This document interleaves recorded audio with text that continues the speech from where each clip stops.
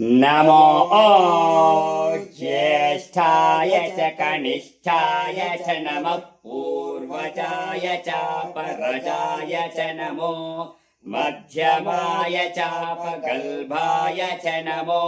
जघन्याय च बुद्धियाय च नमः सोऽभ्याय च प्रतिसर्याय च नमो याम्याय च क्षेम्याय च नमः उर्वर्याय च कल्याय च नमः श्लोक्याय चावसान्याय च नमो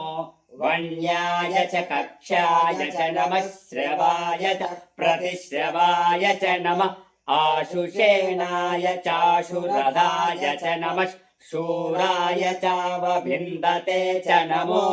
वर्मिणे च वरूधिने च नमो बिल्मिने च कवचिने च नमः श्रुताय च श्रुतसेनाय च